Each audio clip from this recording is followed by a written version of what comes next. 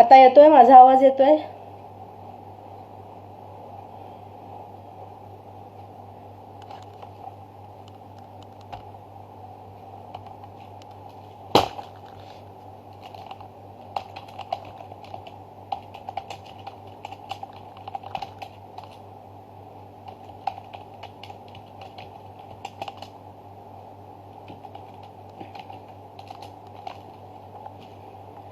शौनक आता येतोय आवाज?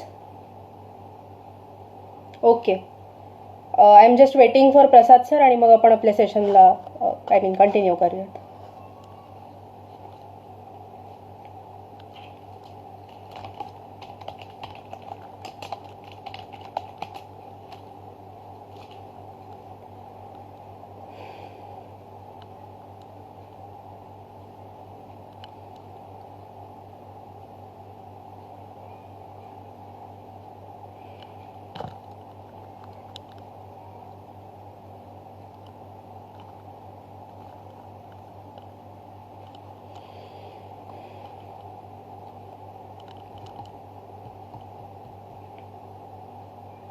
Okay Chaitra sorry. I can't see Prasad sir to add him. Just let's hold on for a while and then we'll start.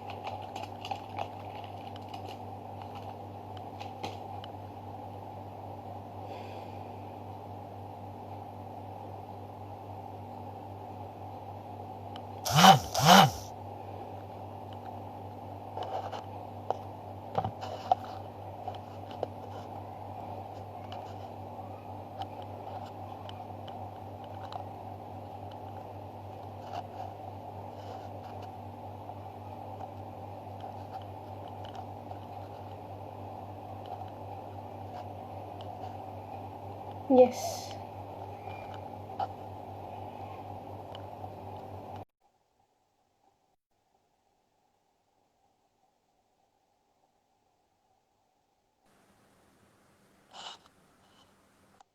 High. Yes. Hi. येतोय ना आवाज Yes. Much ऐकायला clear. व्यवस्थित? हो. Okay okay. मगाशी काय झालं, खूप जोरात पाऊस आला त्यामुळे काहीतरी नेटवर्क इश्यू ओके. झाला असेल मला वाटतं. नाही ओके, आता सो लॅग पण शॅल वी होत स्टार्ट? नाहीये echo. Okay okay okay, fantastic.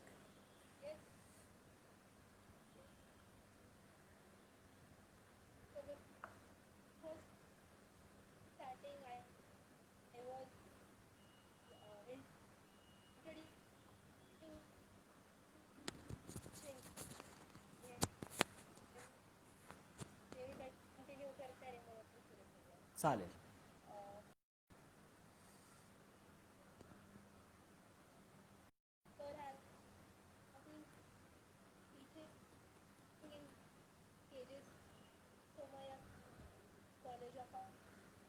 M ते त्या समितीचे सभासद आहेत. संस्कृत साहित्य, रंगभूमी अशा विविध विषयांवर त्यांनी विविध ठिकाणी व्याख्यानं दिलेली आहेत.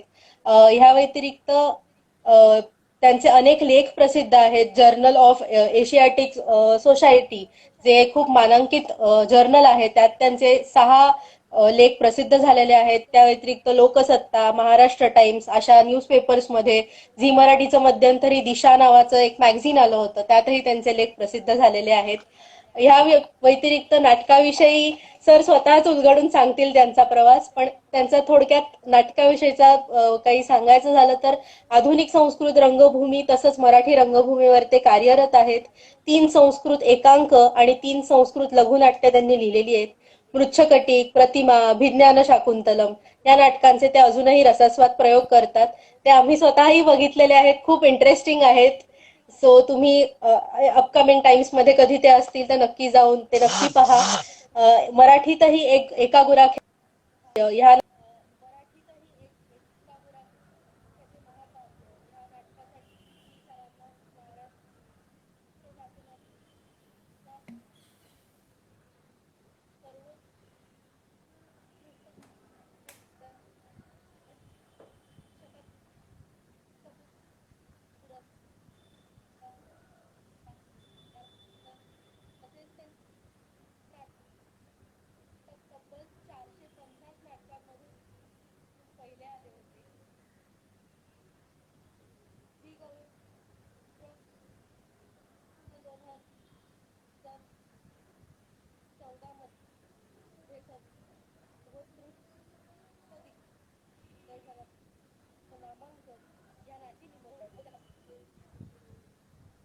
Yes sir.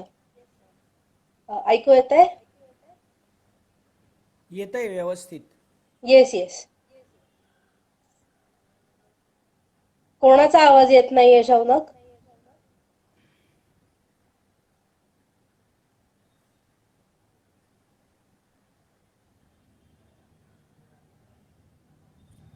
माझा आवाज येतोय ना शौनक, व्यवस्थित ऐकू? आय होप आता येत असेल. मी माईक ऍडजस्ट केला.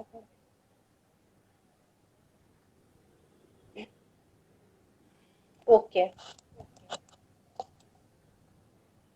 सो येस सर, आम्ही तुमचं जर प्रोफाईल बघितली तर एकंदर व्याकरण किंवा ह्या अनुषंगाने जाणारी आहे. आणि मग तुम्ही नाटकाकडे कसे वळलात आणि त्याही पेक्षा तुम्ही संस्कृतकडे का वळलात पहिले?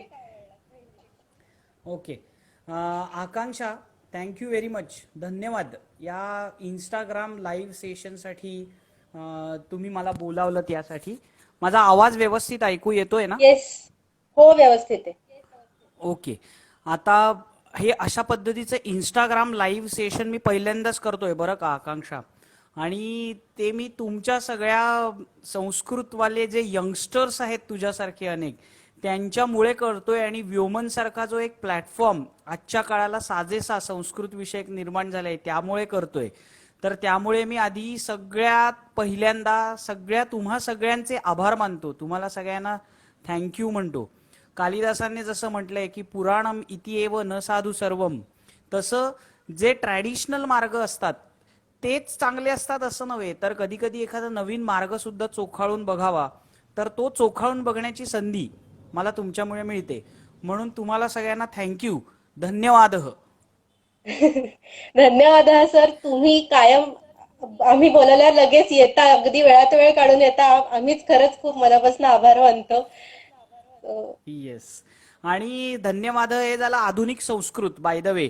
अभिजात हो. संस्कृताच्या रीतीने जर बोलायचं झालं तर उपकृतोस्मी असं म्हणतो. ओ. आणि आपण आता संस्कृत आणि विशेषतः नाटकाविषयीच बोलतोय.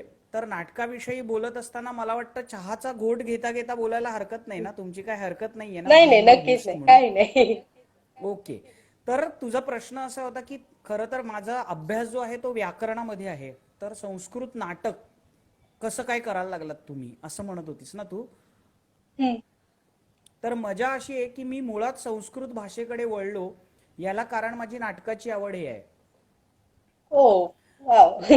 म्हणजे शाळेपासून मी नाटकात वगैरे अभिनय करतच होतो. तशी घरची थोडीशी पार्श्वभूमी आहे नाटकाची. वडील नाट्यसंस्था, नाट्यसंपदा या संस्थेत कार्यरत होते. प्रभाकर पणशीकरांसारख्या दिग्गज अभिनेत्याबरोबर त्यांनी तोमी नव्हेच, अश्रूंची झाली फुले अशी एकापेक्षा एक दर्जेदार नाटकं केली आहेत. तर त्यामुळे नाटकाची पार्श्वभूमी थोडीशी घरी होतीच.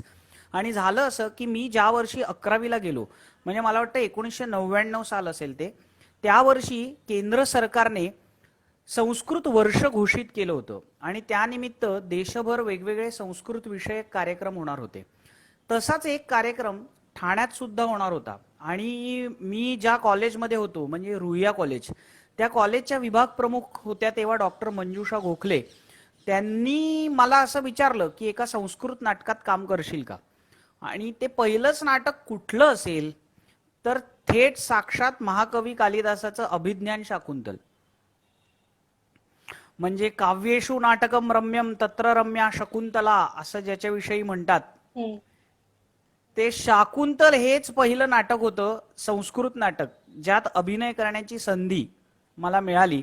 अर्थातच तेव्हा मी 11वीला होतो आणि त्या शाकुंतल नाटकातले जे काही सगळे संवाद वगैरे होते ते तसे माझ्या बऱ्यापैकी डोक्यावरून जात होते. आम्ही आपलं शांतपणे, आमचे जे नाटकाचे गुरुजी होते, दिग्दर्शक होते प्रभाकर भातखंडे, ते जे शिकवतायत ते तसंच्या तसं फॉलो करायचो, त्यांना अनुकरण करायचो आणि गोखलेबाईंकडून त्याचा अर्थ काय ते समजून घ्यायचो. पण ते करत असताना मजा आली. ती त्यातली एक छोटीशी आठवण सांगितली तर चालेल का पटकन, की हो ज्यामुळे मी हो. संस्कृत नाटक आणि संस्कृत भाषा याच्याशी बांधला गेलो. तर त्यात ना मी एक अतिशय छोटीशी भूमिका करत होतो. शारंगरव असा कण्व मुनींचा एक हम्म. शिष्य असतो, त्याची भूमिका करत होतो. आणि मला विशेष काही संवाद नव्हते. खरं सांगायचं तर एकच वाक्य मला त्या संपूर्ण प्रवेशामध्ये होतो. चौथा अंक असतो तो, आणि चौथ्या अंकातला एक प्रवेश आम्ही प्रस्तुत करत होतो आणि त्यात एकच वाक्य मला होतं फक्त. आणि तुम्हाला तर सगळ्यांना ठाऊक आहे, आता संस्कृतवाल्या मंडळींना माहिती असेल की तत्रापीच चतुर्थ अंक असं म्हणतात, म्हणजे शकुंतला सासरी जायला निघालेली असते. तो सगळा प्रसंग असतो की शकुंतला बाहेर पडते, थोडीशी पुढे जाते, मग तिला ते हरिणीचं पाडस असतं ते तिचा पदर धरतं, थांबते, पुन्हा थोडीशी पुढे जाते, मग कुठली तरी एक वेल असते तिच्याकडे ती बघते, मग मैत्रिणी तिच्या खांद्यावर डोकं ठेवून रडतात वगैरे वगैरे. असा बराच काळ तो शकुंतलेच्या पाठवणीचा प्रसंग चाललेला असायचा, तालमींमध्ये वगैरे सुद्धा. मला तर वाटायचं थोडंसं तो थोडा लांबलेलाच होता की काय प्रसंग, असंच आम्हाला वाटायचं.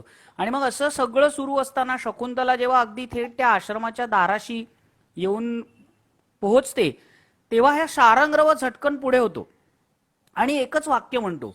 ते वाक्य अशा अर्थाचं असतं की सूर्य डोक्यावर आला, आता चला.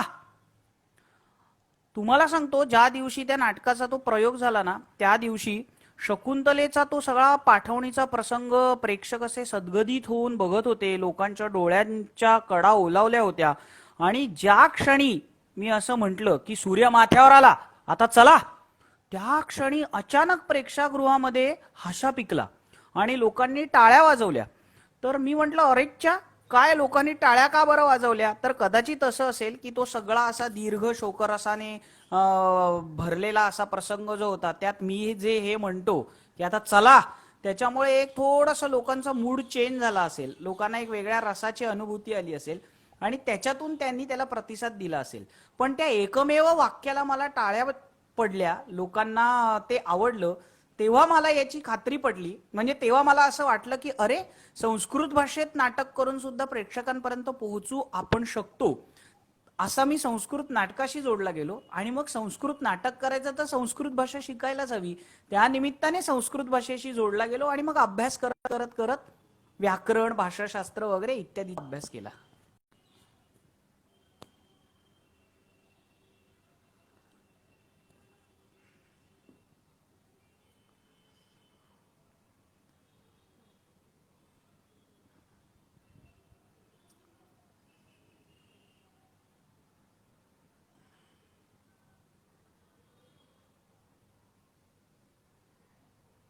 त्यावेळेला अराउंड 15 वर्षापूर्वी मे बी तुम्ही हे डिसाईड केलं असेल की संस्कृत घेऊयात आणि त्यात करिअर करूयात. तर त्यावेळेला असे काही अनुभव आले का, किंवा ते ओव्हरकम कसे केले?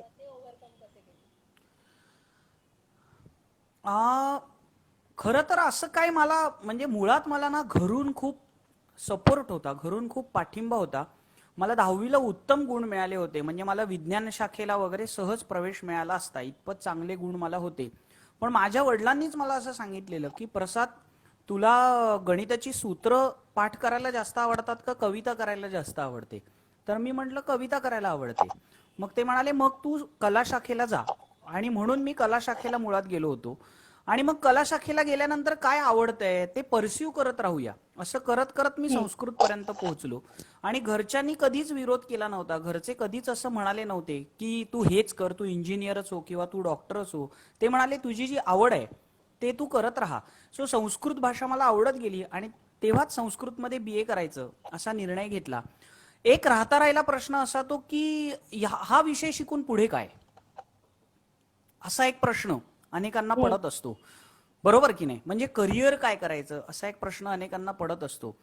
तर सुदैवाने झालं असं होतं की एक स्ट्रॉंग कन्व्हिक्शन माझ्या मनात निर्माण झालं होतं. त्याला घरच्यांचा पाठिंबा हे कारण असेल, ज्या कॉलेजमध्ये मी होतो तिथलं एकूण वातावरण तेव्हाचं हे कारण असेल, पण एक स्ट्रॉंग कन्व्हिक्शन माझ्या मनात असं निर्माण झालं होतं की जो विषय आपल्याला आवडतो त्या विषयाचा अभ्यास करत राहावा. अभ्यास करत आपण राहिलो म्हणजे करिअरच्या वाटा या आपोआपच आपल्याला पुढे पुढे सापडत जात असतात. त्यामुळे खरं तर असं काही विरोध वगैरे झाला नाही किंवा कोणी असं खूप वियर्ड पद्धतीने बघितलं वगैरे सुद्धा नाही की अरे हा का संस्कृतमध्ये BA करतोय.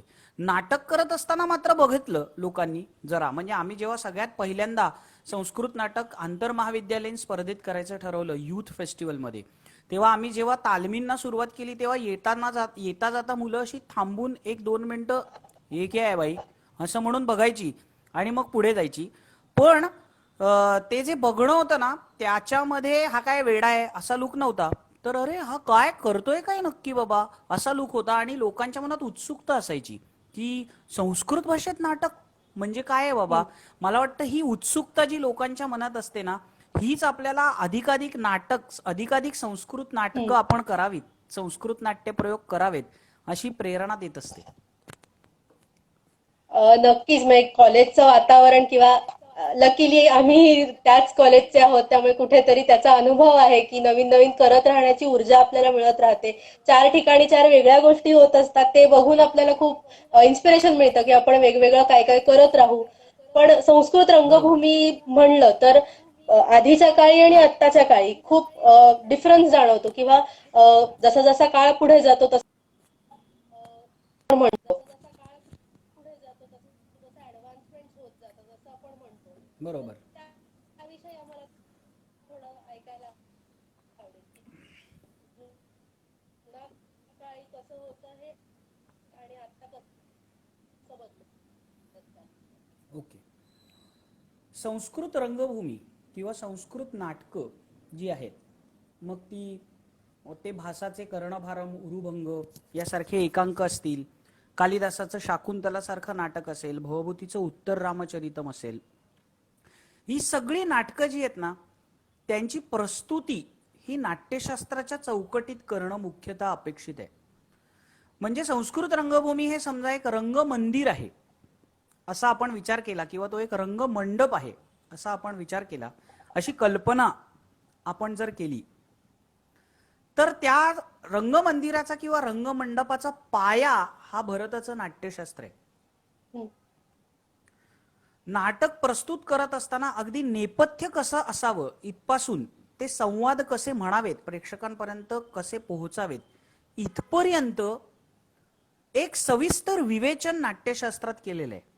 मला वाटतं व्योमनच्या प्लॅटफॉर्मवरतीच मागे एकदा कधीतरी भरताच्या नाट्यशास्त्रानुसार नाट्यगृहाची रचना कशी असावी याचं एक अतिशय सुंदर एक प्रेझेंटेशन झालं होतं. तर संस्कृत नाटक करायचं म्हटलं तर ते त्या पद्धतीने बांधलेल्या रंगमंचावरतीच करता येऊ शकतं किंवा पूर्वी केलं जात असे.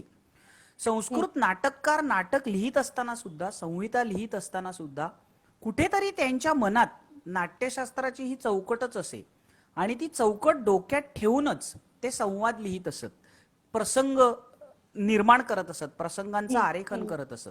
एक छोटंसं उदाहरण बघूया आपण की शाकुंतल नाटकाविषयी आपण बोलतोय तर जस्ट टू कीप कन्सिस्टन्सी आपण तेच एक नाटक घेऊया की शाकुंतल नाटकाचा पहिलाच प्रवेश काय आहे तर हरणाचा पाठलाग करत दुष्यंत रंगमंचावर प्रवेश करतो.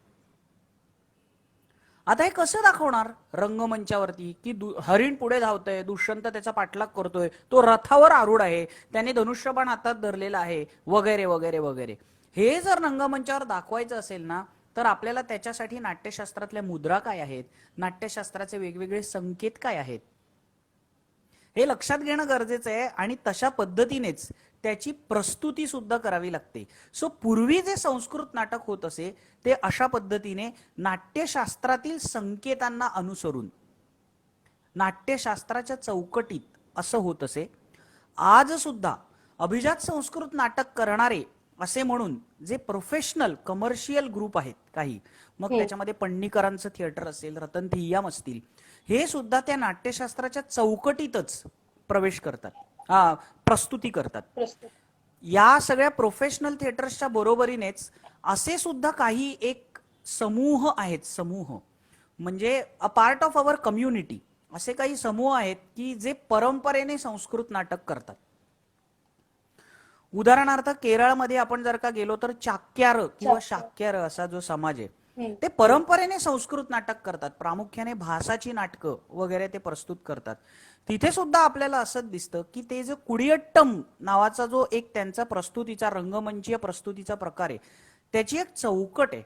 त्या चौकटीतच ते आजही नाटक प्रस्तुत करतात. सो पूर्वी ज्या पद्धतीने नाटक प्रस्तुत होत असे नाट्यशास्त्राच्या चौकटीमध्ये तसंच आज सुद्धा होत असलेलं आपल्याला दिसतं. पण ह्याच्याच बरोबरीने अलीकडे एक नवीन प्रवाह संस्कृत रंगभूमीवरती रुजतोय. तो असा आहे की नाट्यशास्त्राच्या चौकटी बाहेर संस्कृत नाटक, नाट्यशास्त्राच्या संकेतांच्या पलीकडे संस्कृत नाटक. म्हणजे साध्या सोप्या भाषेत सांगायचं असेल तर मराठी नाटक ज्या पद्धतीने प्रस्तुत केलं जातं त्याच पद्धतीने संस्कृत नाटक प्रस्तुत करता येईल का याची चाचपणी करणारे किंवा प्रयोग म्हणून संस्कृत नाटक करणारे असे सुद्धा अनेक नवनवीन समूह आता आपल्याला दिसत आहेत. मग ते महाविद्यालयीन स्तरावरचे असतील, काही महाविद्यालयातून पासआउट झालेल्या मुलांनी नंतर एकत्र येऊन निर्माण केलेल्या नाट्यसंस्था असतील. हे जी संस्कृत नाटकं प्रस्तुत करतात रंगमंचावरती ही आधुनिक पद्धतीची असतात. त्यात नाट्यशास्त्राचे संकेत, मुद्रा इत्यादी जितक्या काय म्हणूया त्याला आपण स्टाउंचली फॉलो करतात क्लासिकल संस्कृत थिएटर करणारे लोक तितक्या स्टाउंचली फॉलो करत नाहीत.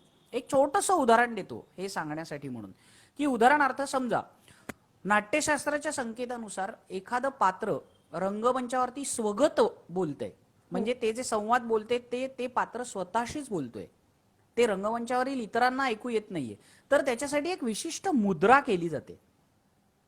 आणि ती मुद्रा करून जेव्हा ते पात्र स्वगत बोलत असतं तेव्हा ती मुद्रा पाहून प्रेक्षकांना कळतं की अरे हे आत्मगतम आहे, म्हणजे हे स्वगत आहे.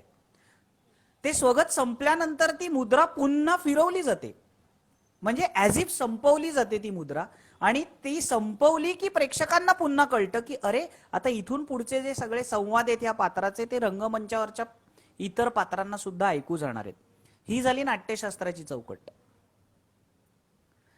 पण आधुनिक काळामध्ये आत्ताच्या वर्तमान काळामध्ये असेही नाटक करणारे लोक आहेत, अशाही पद्धतीने प्रयोग करणारे संस्कृतात समूह आहेत की ते हे संकेत वगैरे फॉलो करत नाहीत, ते हे संकेत पाळत नाहीत. ते म्हणतात जसं मराठी नाटक असतं, जसं हिंदी नाटक असतं तशाच पद्धतीने संस्कृत नाटक सुद्धा करता येतं का ते बघूया, कारण प्रेक्षकांना ते संकेत ठाऊक नसतात.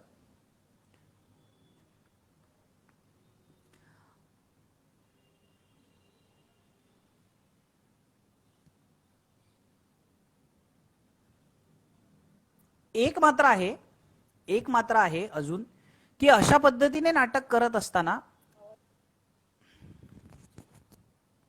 ओके, आता येतोय आवाज? हा ओके. एक मात्र आहे की अशा पद्धतीने म्हणजे नाट्यशास्त्रांच्या संकेतांना बाजूला ठेवून संस्कृत नाटक करत असताना आपल्याला मराठी किंवा हिंदी नाटक करताना आपण जे काही करतो त्याच्यापेक्षा काही गोष्टी वेगळ्या कराव्या लागतात. त्या काय कराव्या लागतात याची चर्चा आपण करू शकू. नाही, नक्की थोडक्यात सांगू शकलात तर नक्की ऐकायला आवडेल. कारण आपण एक असं म्हणतो की क्लासिकल आहे त्याला हाताळू नये किंवा ते आहे तसंच फॉलो करत राहावं, पण काळाची गरज म्हणून काही वेळेला बदलायला लागलं तर ते कितपत योग्य आहे किंवा त्यावर तुम्ही काय सांगाल? बरोबर. काय काळाची गरज म्हणून बदलायला हवंच. आपण संस्कृतातच म्हणतात चराती चरतो भगः, म्हणजे काय तर जो चालतो त्याचे भाग्य चालते.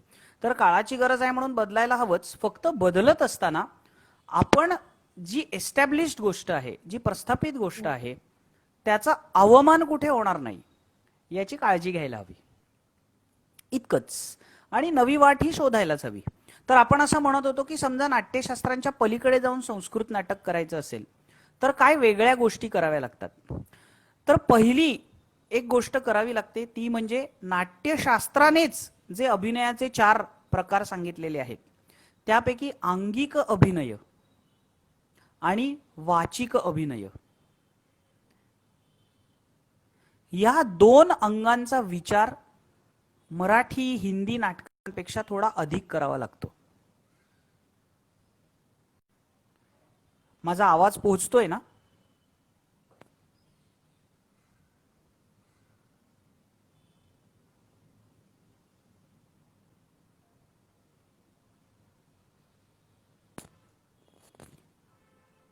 आकांक्षा, माझा आवाज पोहोचतोय ना? हो, आता येतोय. ऑडिओ बंद झालेला, मग ऑडिओ व्हिडिओ दोन्ही पॉज झालं होता. माफ करा, मी तुम्हा सगळ्यांची क्षमा मागतो. काहीतरी आज इथे डोंबिवलीमध्ये खूप पावसामुळे नेटवर्क इश्यू आहे असं मला वाटतंय, तर जरा सॉरी, त्यासाठी माफ करा. हा, तर आपण असं म्हणत होतो की संस्कृत नाटक करत असताना वाचिक अभिनय आणि आंगिक अभिनय यांचा थोडा अधिक विचार करावा लागतो. कारण प्रेक्षकांना भाषा कळत नसते. ती भाषा प्रेक्षकांना कळावी यासाठी म्हणून नाटकाचं जे दृश्यत्व आहे, दृश्यत्व म्हणजे व्हिज्युअल एलिमेंट जे आहे नाटकातलं, त्याचा आपल्याला अधिक विचार करावा लागतो. मग एखाद्या शब्दाचा अर्थ प्रेक्षकांना कळावा म्हणून याच्यासाठी मी अधिकचे हातवारे काय करू शकतो, फेशियल एक्सप्रेशन्स असतील ती माझी अधिक प्रभावी कशी असू शकतात, आणि मुळात माझ्या संवादाची डिलिव्हरी म्हणजे माझी संवाद फेक ही अधिक अर्थवाही कशी असू शकते, याचा विचार संस्कृत नाटक करत असताना थोडा अधिक करावा लागतो.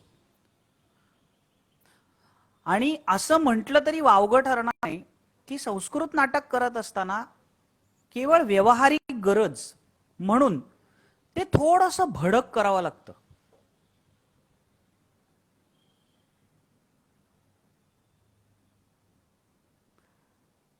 आवाज येतोय?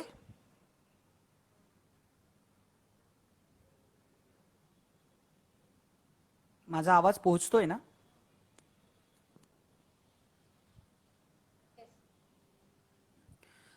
म्हणजे मराठी नाटक समजा आपण एवढं करत असू, एवढं, तर संस्कृत नाटक एवढं करावं लागतं. आपण ते तेवढं केलं नाही तर ते प्रेक्षकांपर्यंत पोहोचत नाही. एक छोटासा डेमो दाखवू का याचा? Yes yes, sure. ओके.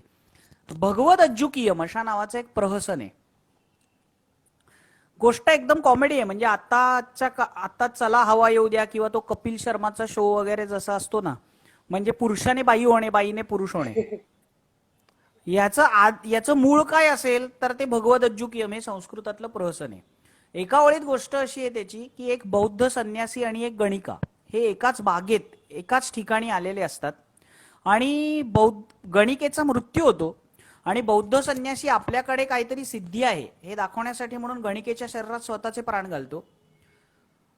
यमदूत पुन्हा गणिकेचे प्राण घेऊन येतो आणि बौद्ध संन्याशाच्या शरीरामध्ये गणिकेचे प्राण घालतो. आणि थोडक्यात आता बौद्ध संन्यासी उभा आहे पण त्याचा आत्मा जो आहे तो गणिकेचा आहे, आणि गणिका पण उभी आहे पण तिचा आत्मा जो आहे तो बौद्ध संन्यासाचा आहे. म्हणजे पुरुषाची बाई, बाईचं पुरुष, अशी ही बनवा बनवी, अशा पद्धतीचं ते नाटक आहे. हे मी केलेलं शाकुंतलाच्या बरोबरीने केलेलं हे पहिलं संस्कृत नाटक होतं बरं का, त्या 1999 साली. तर आता मी एक छोटासा संवाद म्हणून दाखवतो त्यातला. या बौद्ध संन्यासाचा एक शिष्य आहे. हा शिष्य आहे, याला खरं तर काही हे नाहीये, काय शिकण्या बिकण्यामध्ये वगैरे असं काही इंटरेस्ट नाहीये, पण घरी खायचे वांदे आहेत त्याला. मग निदान संन्यासी झालो तर भिक्षा मागायच्या निमित्ताने तरी काहीतरी मिळेल असं त्याला वाटतंय, म्हणून तो त्याच्या मागे लागलाय, त्याचा शिष्य झालाय. पण त्याचा शिष्य झाल्यानंतर त्याला खायला फार कमी वेळा मिळतं आणि अभ्यासाला खूप वेळा बसायला लागतं. आणि ते महाराज आपले सारखा, त्याचा गुरु आपला सारखा त्याला चल अभ्यासाला बस, चल अभ्यासाला बस असं सांगत असतो. आणि हा आपला इकडे भुकेने, ओ दादा भूक लागली, ओ गुरुजी काहीतरी खायला द्या असं म्हणत असतो. अशी त्याची पार्श्वभूमी आहे.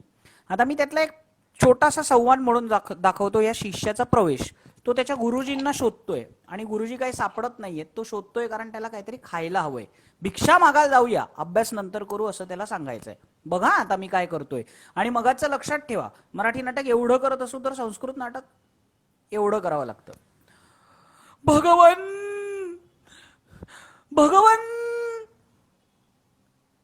कुत्र नो खलु गतो भगवान भो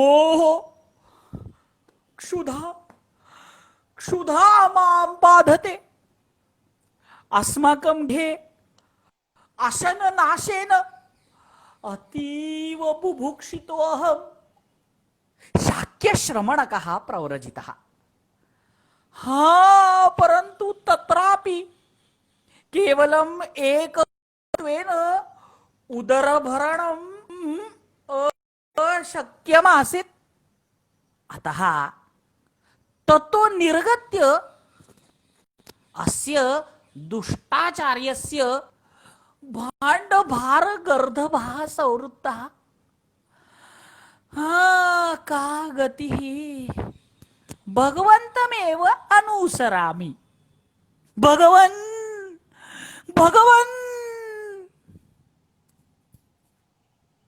वाव, आय थिंक ह्याच्यात काय झालं किंवा सरांनी काय प्रस्तुत केलं हे सांगण्याची गरज नाहीये, सेल्फ एक्सप्लेनेटरी होतं. आणि मी तुम्हाला ऍक्च्युली सांगणारच होते की एक छोटीशी झलक दाखवू शकलात तर खूप आवडेल म्हणून.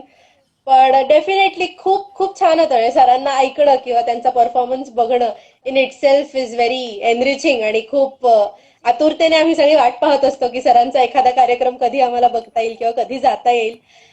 सर, तुम्ही मगाशी म्हणलात त्याच अनुषंगाने की जसे काही बदल करावे लागतात किंवा त्या चौकटी काही पाळून काही गोष्टी किंवा आत्ता नाटकाचं म्हणलात तसं मराठी एवढं असेल तर संस्कृत जास्ती भडकतं करावं लागतं.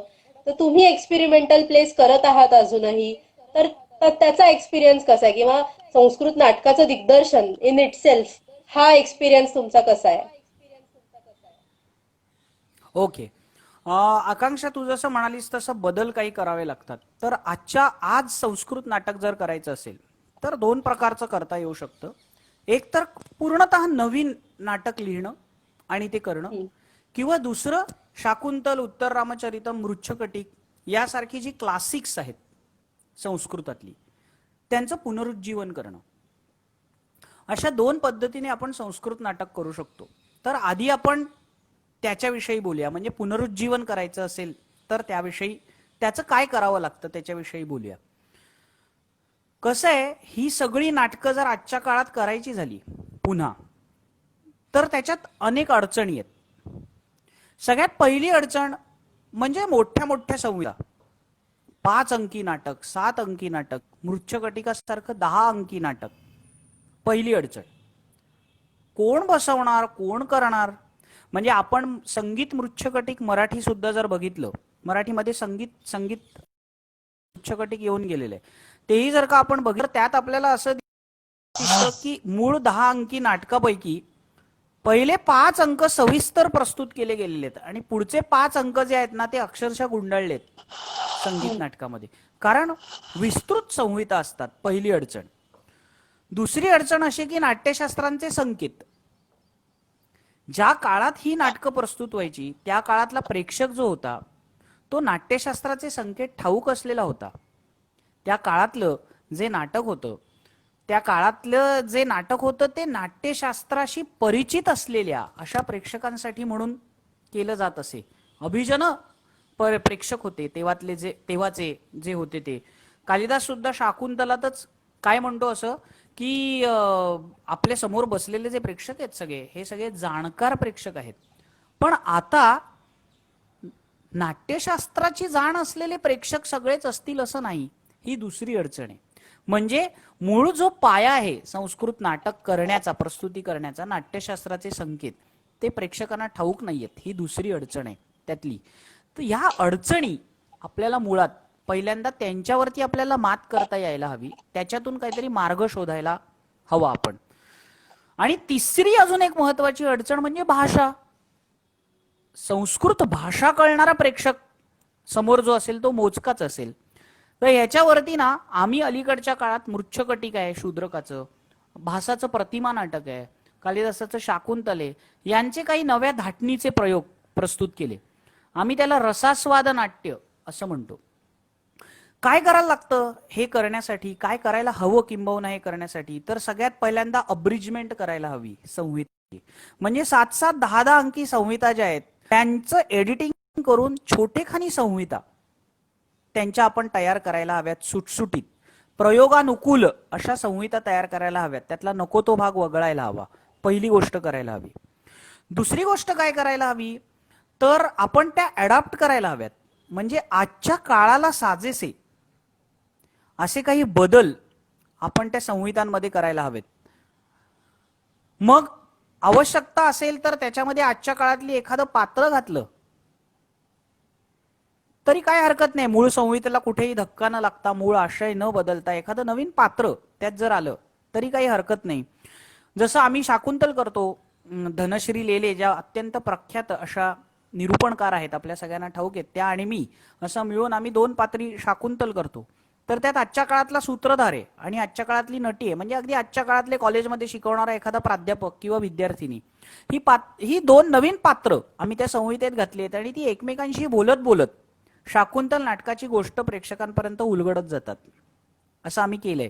तर अशा पद्धतीने आजच्या काळात जर जुनी नाटकं करायची असतील तर आपल्याला ती सगळी जी नाटकं आहेत ती अब्रिज करावी लागतील, छोटेखानी आवृत्ती त्यांच्या कराव्या लागतील आणि त्यांच्यामध्ये मुख्यतः ती डिकोड करावी लागतील आजच्या काळाला साजेशी. म्हणजे आजच्या काळाशी ती कनेक्ट करावी लागतील.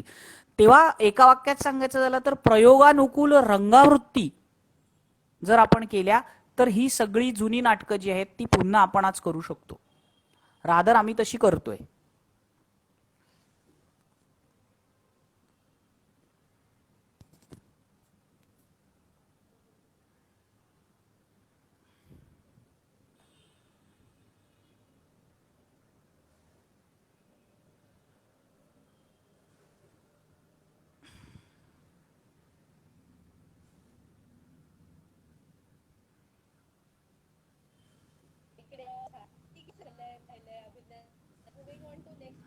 म्हणालात की संस्कृतमध्ये प्रयोग करत राहावे किंवा नवीन नवीन गोष्टी ट्राय करून पाहाव्यात. तर हे इतकं डेव्हलप होत चाललंय किंवा आपण डेव्हलप करतोय, कुठेतरी संस्कृत रंगभूमी किंवा संस्कृत थिएटर आपण करिअर ऑप्शन म्हणून पाहू शकतो का?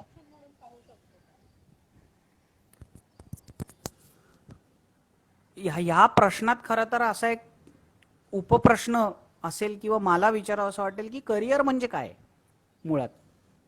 आत्ताच्या अनुषंगाने आपण पाहिलं तर लोक आर्थिक गोष्ट म्हणजे प्रसिद्धीपेक्षाही आर्थिक रिटर्न्स जास्त मिळतील असं पाहतात. तर दोन्ही अनुषंगाने याच्यावरती माझं एक अगदी प्रामाणिक उत्तर देतो.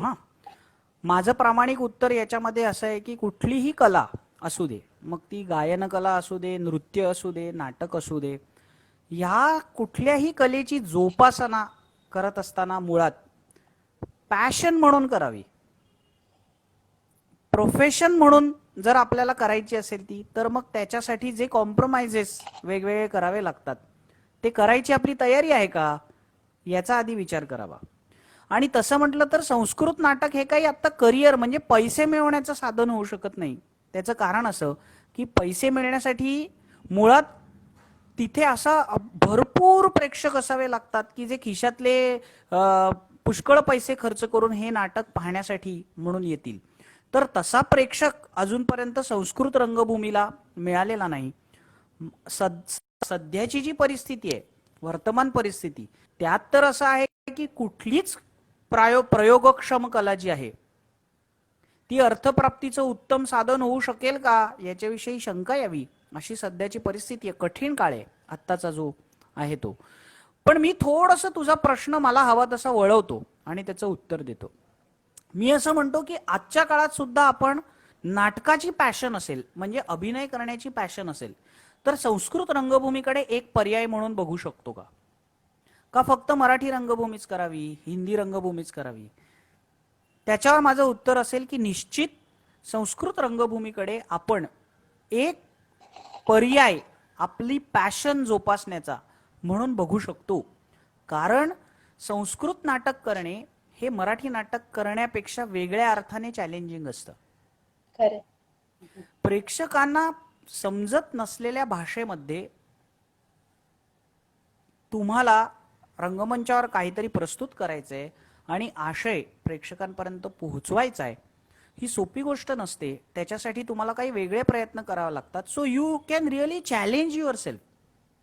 तुम्ही खरोखरच स्वतःला एक चॅलेंज करू शकता की अरे चल माझ्यामधल्या अभिनेत्याचा कस जर लावून पाहायचा असेल तर एकदा संस्कृत नाटक करून बघूया. या संदर्भातला माझा एक छोटासा अनुभव शेअर करतो जो जो इन्स्पायरिंग असेल खूप असा. आम्ही युथ फेस्टिवलमध्ये, मुंबई विद्यापीठाचा युथ फेस्टिवल असतो, त्यात पहिल्यांदा संस्कृत नाटक केलं होतं.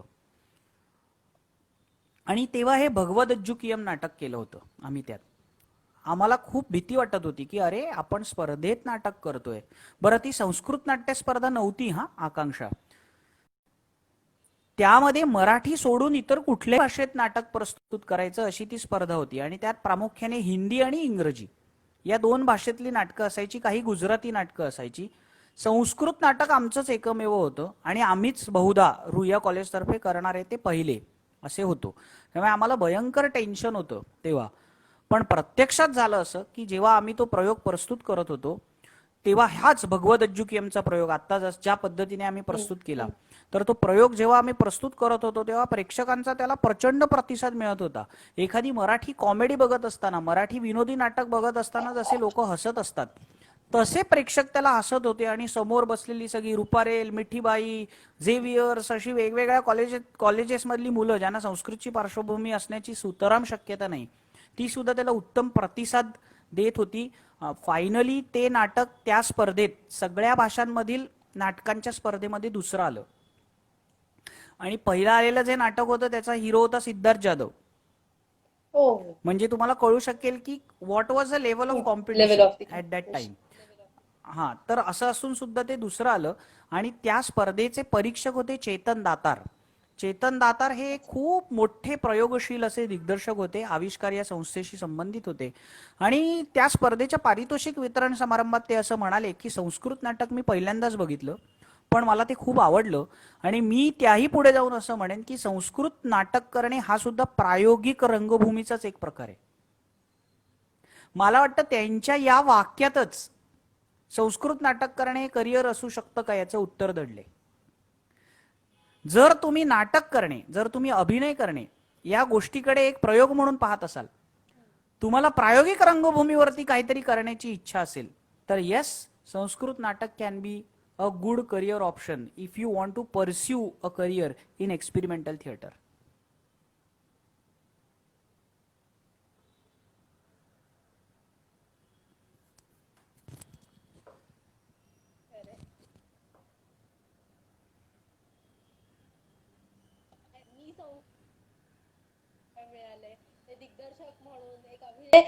खूप एनरिचिंग असतं त्यांच्याबरोबर काम करणं. आपल्याला खूप नवीन काही काही शिकायला मिळतं. सो डेफिनेटली तुम्ही म्हणलात तसं एक्सपेरिमेंटल प्लेजवर जर हे करायचं झालं तर नक्कीच हा एक करिअर ऑप्शन होऊ शकतो. सर, एक शेवटचा प्रश्न आहे.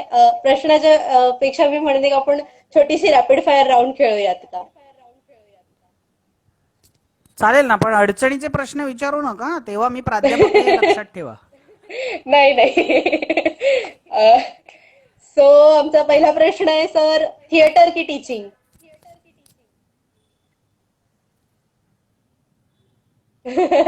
टीचिंग. ओके. पाणिनीय व्याकरण की पण ना एक नाट्यशास्त्र? एक एक एक नाट्यशास्त्र. ओके सर, तुम्ही काहीतरी बोलत होतात, ओव्हरलॅप झाला. हा, एक एक ओळ ऍड केली तर चालेल का? का एका शब्दातच उत्तर द्यायचं? थिएटर की टीचिंग होतं ना.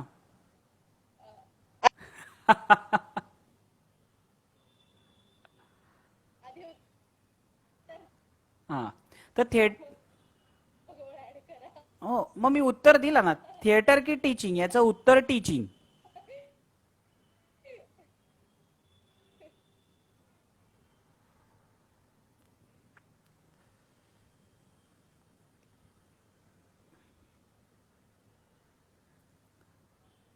आकांक्षा, माझा आवाज येतोय?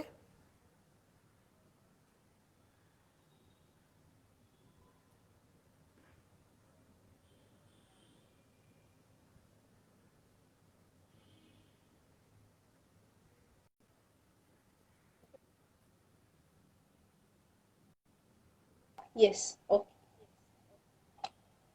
कालिदास की भास?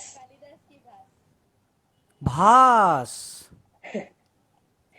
ओके. देवशुनी की अक्षयव जयते. देवशुनी. अँड लास्ट क्वेश्चन, लेखन की दिग्दर्शन?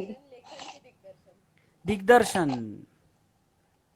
ओके. म्हणजे मी लेखन करायला लागलो ते मुळात दिग्दर्शनामुळे, की आपल्याला हवं तशी संहिता करता यायला हवी म्हणून लेखन ओके. करायला लागलो. आणि बाय द वे, आणि बाय द वे कुठलाही चांगला दिग्दर्शक जो आहे ना, त्याला मुळात संहितेची रचना कशी असायला हवी, बांधणी कशी असायला हवी ते कळावं लागतं, तरच तो उत्तम दिग्दर्शन करू शकतो. आणि जो पहिला प्रश्न तू विचारला होतास ना, की काय थिएटर की टीचिंग, टीचिंग. हा. तर त्याचं उत्तर मी टीचिंग असं दिलं. याचं कारण असं की every good teacher has to be a good actor first. Yes. Yes yes, definitely. So माझ्याकडचे प्रश्न संपलेले आहेत. आपल्या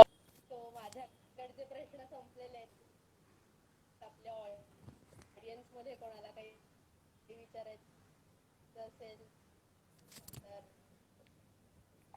येस, मोस्ट वेलकम. तुम्ही कमेंट सेक्शन मध्ये आम्हाला विचारू शकता. तर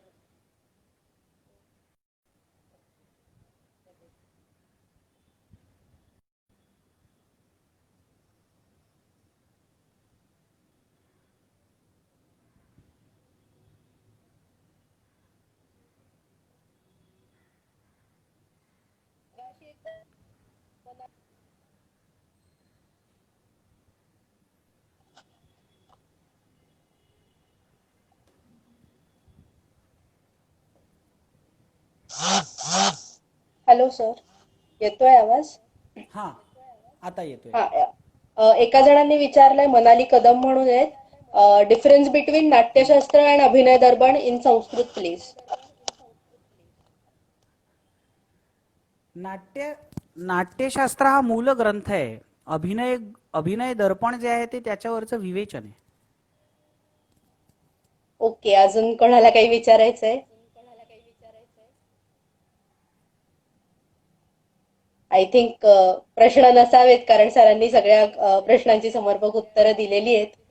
आणि एवढी सेशन्स आम्ही महिनाभर केली, but today we have a large audience. आत्ता व्ह्युअर्स कमी दिसत असतील तरी सारखे जॉईन होत आहेत, लिव्ह होत आहेत. सो आम्ही जे कोणी जॉईन होतोय ते बघतोय, ते आमच्या टार्गेट ऑडियन्स पेक्षा बरीच नवीन मंडळी जॉईन झालेली आहेत. आणि कुठेतरी पुन्हा कालिदास म्हणतो तसंच, नाट्यम भिन्न रुचेर जनस्य बहुधापी एकम समाराधनम. हा विषय आहे म्हणून वेगवेगळ्या फील्ड्स मधली लोक आली, या सेशन अटेंड केलं. आणि सगळ्यात महत्वाचं, सरांनी हे सेशन एनरिचिंग आणि खूप छान एक्सप्लेन केलं संपूर्ण व्यवहार. त्या मधलं सर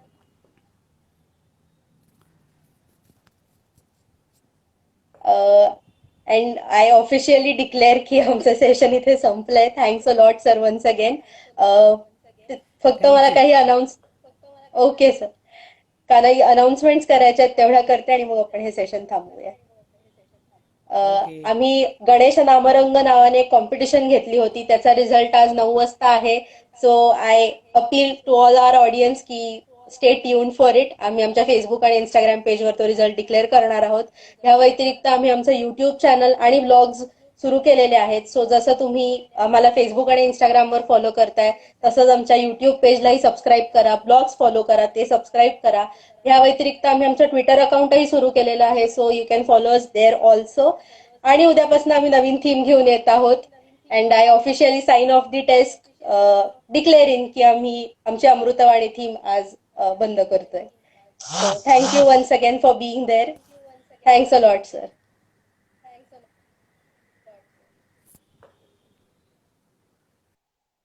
या, बाय.